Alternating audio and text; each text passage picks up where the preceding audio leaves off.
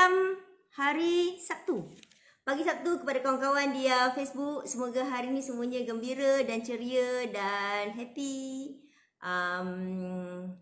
Hai, boleh jemput say hi something, letak komen supaya saya nampak kawan-kawan ada dekat sini. Hai, terima kasih bagi saya satu like. Okay. Alhamdulillah, nampaknya hi Pija. Hi, I miss you. Wave. Okay, sorry, saya belum sarapan, so saya sambil minum kopi sikit. Alright. Pagi ni macam mana kawan-kawan semua dekat sana? Sihat? Okay. Adakah hari ni rasa bertenaga? Adakah hari ni rasa bersemangat? Adakah hari ni rasa down? Adakah hari ni rasa macam just another Saturday? Okay, jadi mungkin dalam keadaan PKP macam ni, mungkin tak banyak juga benda yang kita boleh buat. Selalunya Sabtu Ahad ramai yang balik kampung, jumpa mak ayah, pergi holiday, bercuti, relaxkan mind kan. Tapi disebabkan PKP, banyak aktiviti yang kita tak boleh buat. Macam saya pagi tadi, Alhamdulillah nasib baik kerajaan benarkan kita jogging sendiri.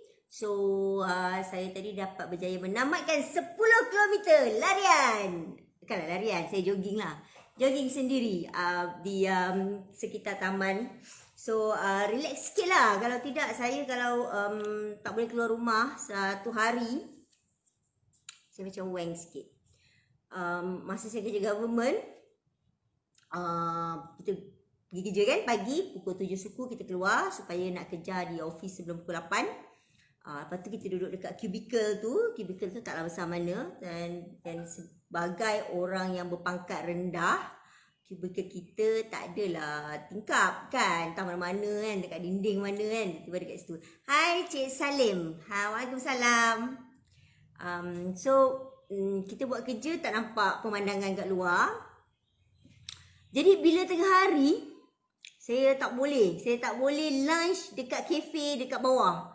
Kalau saya lunch kat kafe kat bawah, saya tak nampak pokok, saya tak nampak alam, saya tak nampak apa yang berlaku kat luar. So saya boleh mereng. Jadi setiap hari lunch hour saya akan keluar naik motor, saya keluar, saya pergi makan kat luar. Supaya saya nampak dunia luar sekejap. And then dalam pukul dekat pukul 2 kita balik office, buat kerja balik, dan okey lah macam biasa. Dan macam tu bagi saya okey. Setiap hari saya kena tengok luar. So bayangkan semasa PKP yang kerajaan suruh kita duduk dalam rumah je kan. Tak boleh keluar. Duduk rumah je. Dia suruh bersenam dalam rumah. Dia suruh pusing-pusing jogging dalam rumah. Rumah saya luas rumah saya 650 square feet pada masa tu. Sekarang rumah lain, saya dah berpindah. Hai Cik Ilmi, hai, terima kasih menonton. Rumah saya masa tu kecil je, 650 square feet. Ruang tamu saya ingat dalam 300 square feet, mungkin 280 square feet je. So bayangkan kerajaan suruh saya jogging kat dalam kawasan tu je untuk 3 bulan. So kalau satu hari pun saya tak boleh tengok luar, saya mereng, apatah lagi selama 3 bulan kerajaan suruh kita duduk rumah kan. So saya memang mereng. PKP adalah tempoh mereng saya. So itu dari segi itu saja, baru kita dari segi itu saja. Belum kita tengok dari segi bisnes, dari segi pekerjaan, dari segi relationship dengan pasangan masing-masing, dengan suami, dengan isteri, dengan anak kan. Saya tengok ada banyak yang ada banyak masalah lain. Maknanya sepanjang PKP tu, disebabkan kita dibelenggu, dikongkong, tak boleh bekerja, tak boleh buat bisnes, tak boleh melakukan aktiviti rekreasi yang mungkin setengah orang nampak macam alah bercuti je apa, tak payahlah duduk rumah je lah. Alah buat apa kan, kau pergi tengok konsert buat apa? Alah buat apa ni anugerah bintang popular buat apa? Gegar Vaganza buat apa? Okey. Mungkin bagi setengah orang benda tu tak penting. Benda tu macam remeh-temeh. Tapi bagi setengah orang itu adalah satu keperluan kepada diri dia. Sama ada dari segi itu adalah punca ekonomi dia, punca pendapatan dia, ataupun itu adalah punca untuk dia kekal waras. Sebagai contoh, baru-baru ni Gegar Vaganza dia jadi satu isu kan. Kenapa nak buat Gegar Vaganza? Salam Nina akhirnya kan. Nina dapat tengok saya live. Hi, I don't know how to address you. Eng, Miss Eng maybe. Okay. Hi, Carol Fauzi. Hi, thank you very much. Kita wave jap.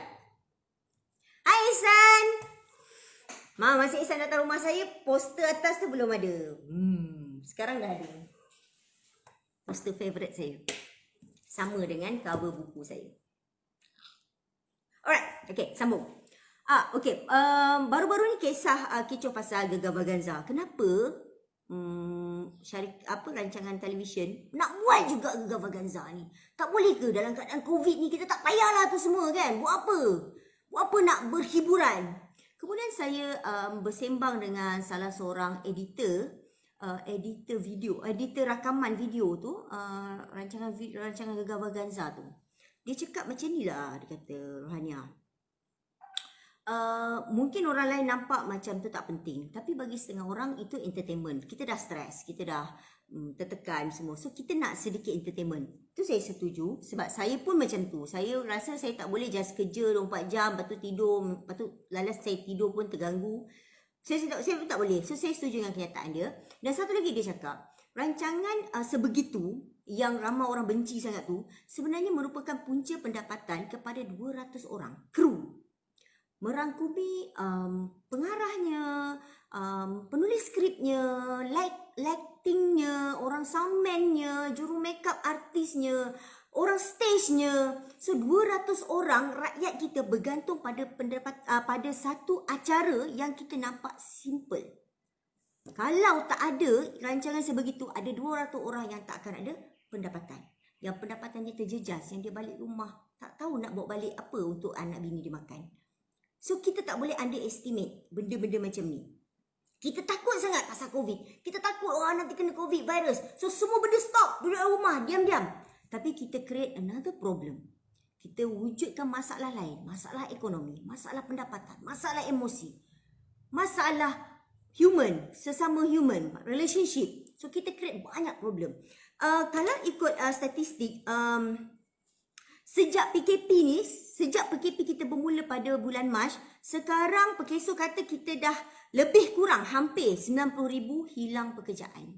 90,000 itu adalah rakyat kita sendiri, orang kita, orang biasa-biasa macam kita yang dah hilang pekerjaan, yang mungkin mereka ada pinjaman bank, mereka ada pinjaman along memanglah nafkah, ada nafkah anak bini dia nak bayar, anak sekolah. So tiba-tiba dia hilang pendapatan, perbelanjaan dia tersangkut, perancangan dia tersangkut. So bayangkan, and then setiap bulan lebih kurang 10,000 orang hilang pekerjaan sejak PKP. Hai Cik Mama Aman, hai Safi Effendi. Kawan lama ni, kawan-kawan lama di Facebook. So, kenaikan sebanyak 278% berbanding tahun 2019. Maknanya, daripada 2019, bilangan orang yang hilang pekerjaan naik 278%. Setiap bulan 10,000 hilang pekerjaan.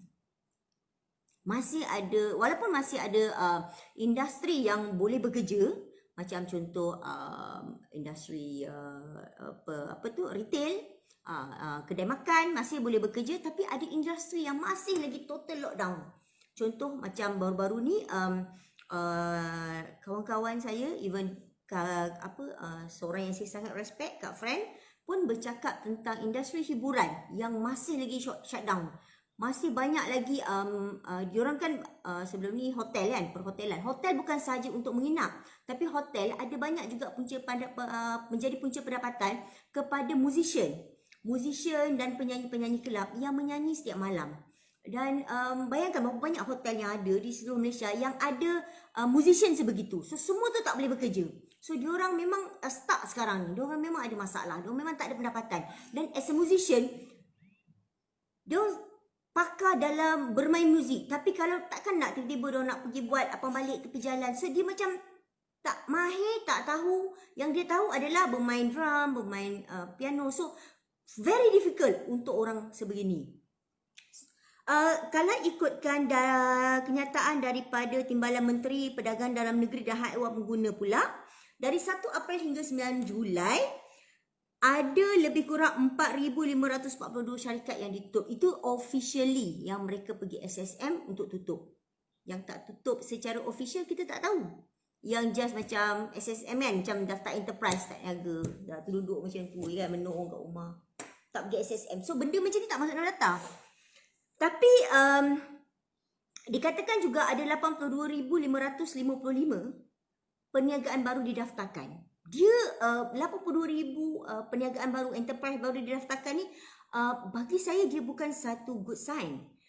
Memang nampak macam wow, ada banyak syarikat yang berdaftar, 82,000 syarikat baru berdaftar berbanding 4,000 lebih perniagaan yang ditutup. Nampak macam wow, tapi sebenarnya tak. 82,000 yang tiba-tiba daftar enterprise ni adalah orang yang tadi tu, hampir 90,000 hilang pekerjaan.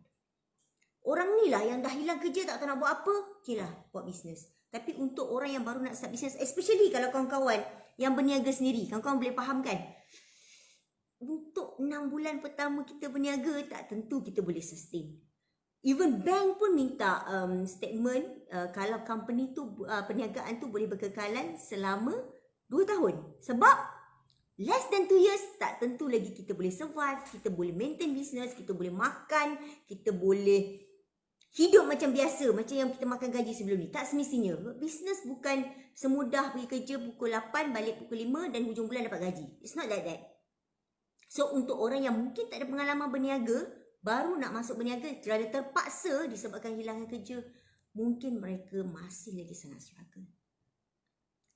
So itu cerita yang berlaku di Malaysia sejak PKP. Akhir-akhir ni saya rasa dalam lebih kurang 700 follower baru yang baru muncul dekat Facebook saya, baru tahu ke Ryan Noor ni wujud di dunia ni. Baru jumpa Facebook saya kerana saya menulis tentang kegagalan saya, especially semasa PKP. Saya sangat terharu dengan beberapa kawan rapat yang hantar WhatsApp kepada saya. Even semalam ada seorang kawan hantar WhatsApp kat saya, minta nombor akaun bank. Dia cakap, None, kalau ada apa-apa nak masalah, nak cerita, bagitahulah, dia kata kan, bagilah nombor akaun bank. Okay, untuk sebenarnya, untuk cakap jujurnya, sebenarnya memanglah semasa PKP pendapatan kita terjejas, pendapatan saya pun terjejas. Kalau dulu saya punya bread and butter adalah sebagai real estate negotiator. Tapi semasa PKP kan kita tak boleh jual rumah kan. Jadi nak pergi, nak gerak pun kena dalam 10 km je. So memang susah lah untuk kita nak bawa orang view rumah. So sepanjang PKP 3 bulan memang saya tak ada sale. Selepas habis PKP, bila bulan 6 kita dah boleh rentas daerah, alhamdulillah saya dapat 1 sale. And then kemudian masih lagi slow. Mungkin saya sendiri yang dah mereng, macam saya cerita tadi, saya sendiri pun mereng sebab saya kena dalam rumah, saya tak nampak luar. Walaupun saya dah boleh post buku, tapi masih lagi mereng. So disebabkan kemerengan tu juga, saya punya pendapatan sebagai real estate negotiator juga sebenarnya terjejas. Kalau orang lain boleh jual banyak rumah, jujurnya cakap saya memang teruk lah. Sale saya sangat teruk. Tapi alhamdulillah, saya ada satu lagi punca pendapatan, iaitu menerbitkan buku dan menjual buku. Semasa PKP, bulan 3, bulan 4, bulan 5, sales jualan buku secara online dah sangat bagus. So saya sibukkan diri dengan membungkus buku dan mengepost buku. Itu je yang saya buat. Dan membuat promosi apa yang patutlah dekat Shopee dan Lazada. Jadi alhamdulillah, so dari segi pendapatan, pendapatan saya memang terjejas, tapi saya boleh hidup, saya okey, saya boleh survive. Tidaklah, belum lagi sampai ke tahap yang saya nak minta kawan-kawan bagi derma lagi. Terima kasih kepada kawan-kawan yang minta nombor akaun bank. Saya Sangat terharu, bersyukur dan berterima kasih kerana saya mempunyai kawan yang sebegini. Tapi sebenarnya saya masih boleh hidup dari segi kewangan. Saya punya kegagalan is not income. Kegagalan saya benda lain. Apa benda yang saya walaupun saya tulis pasal hartanah, ya dia sebenarnya macam saya masih boleh bayar loan bank tu, cumanya saya rasa bilangan pinjaman rumah yang saya ada tu macam menghadkan apa yang saya dapat buat, apa yang saya ingin buat. Sebab bila COVID, bila PKP, kita semua balik kepada basic. Apa yang sebenarnya kita perlukan? Apa yang sebenarnya penting? Siapa yang penting? Apa yang penting dalam hidup kita? Kita balik kepada basic. Macam mana perniagaan pun back to basic kan? Yang boleh berniaga masa tu hanyalah kedai runcit, petrol station, kan? Bank, benda-benda yang basic. So sebenarnya saya pun nampak begitu. Saya rasa apa yang sangat penting pada hidup kita, siapa yang sangat penting pada hidup kita, yang tu je sebenarnya yang kita patut pegang dan pursue, kita patut kejar. So antaranya adalah saya rasa mempunyai beberapa hutang rumah membuatkan saya stuck di Selangor yang masih PKPB dan asyik ada masalah air. So macam tu, maksudnya menyebabkan saya terpaksa cari duit. Setiap hari cari duit kan. Ramai juga kawan-kawan yang berada di luar tu yang stuck disebabkan duit lah. Macam tadi kan, 90,000 hilang pendapatan. Sebab kita sangkut, kita ada komitmen. Kita kena cari duit tu. Itu masalahnya. Okey. Allahuakbar kabira. Jadi itu yang antara struggle saya lah, kegagalan saya yang saya sharekan di Facebook hari itu. Selain daripada saya pun ada masalah personal juga. Bila kita tersangkut dalam rumah, so mungkin kita act not accordingly, kita tak dapat mengawal emosi, kita stres, kita down, kita tak jadi seorang yang sangat bijak, tak cukup gentleman, tak cukup waras. So menyebabkan kita buat benda-benda yang orang sekeliling kita tak suka kita, tak selesa dengan kita, dan lari.